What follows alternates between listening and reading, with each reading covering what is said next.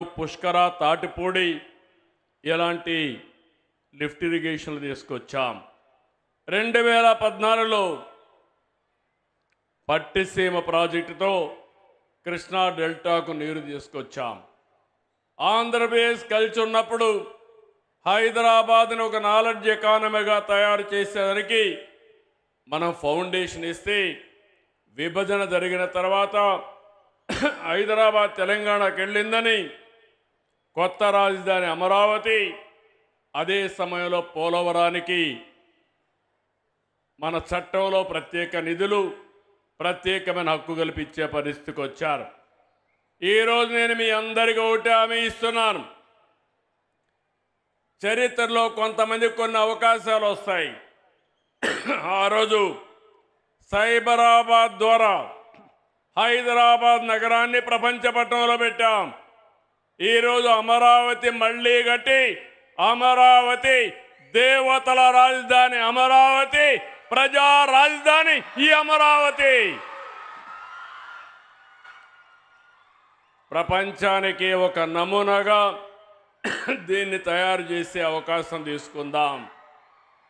అలాంటి అవకాశం తీసుకుని ఈ రాజధాని నిర్మాణం చేస్తాం. అదే సమయంలో ఇంకొక పక్క మీరు చూస్తే, నేను ఒకే విషయం మీ అందరినీ కోరుతున్నాను.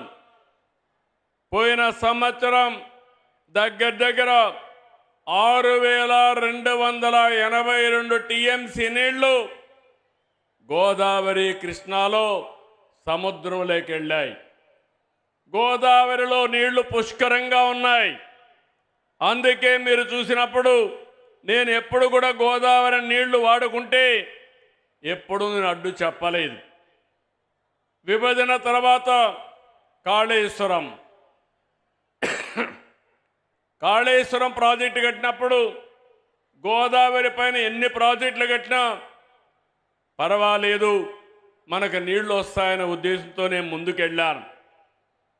గడిచిన 40 సంవత్సరాల్లో 3,000 టీఎంసీ నీళ్లు గోదావరి నుంచి సముద్రం లేకపోతున్నాయి. పోలవరం ప్రాజెక్టు పూర్తవుతుంది. కృష్ణా గోదావరి అనుసంధానం జరుగుతుంది. నా జీవితంలో ఒకటే కోరిక, ప్రపంచంలో తక్కువ నీటి వినియోగం చేసే దేశం భారతదేశం. ఎన్నో సంవత్సరాలుగా పోరాడుతున్నా, ఎన్నో సంవత్సరాలుగా ప్రయత్నం చేస్తున్నా, గంగా కావేరి కలవాలి, దేశంలో నీటి సమస్య పూర్తిగా పరిష్కారం కావాలనేది నా అభీష్టమని మరొక్కసారి మీ అందరికీ విజ్ఞప్తి చేస్తున్నాను. అదే సమయంలో ఆంధ్రప్రదేశ్లో ఉండే నదులన్నీ కలపాలి. తెలంగాణలో గోదావరి నీళ్లు కూడా వాడుకోవాల్సిన అవసరం ఉంటే వాడుకోవాలి.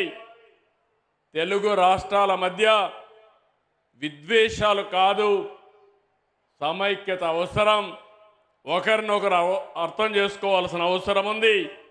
అందరం కలిసి ముందుకు పోవాల్సిన అవసరం ఉంది. ఎంతోమంది త్యాగాలు చేశారు. ఇది రాజకీయ వేదిక కాదు కాబట్టి నేను అన్ని విషయాలు మాట్లాడను. ఐక్యత వరకే ఇక్కడ మాట్లాడతాను.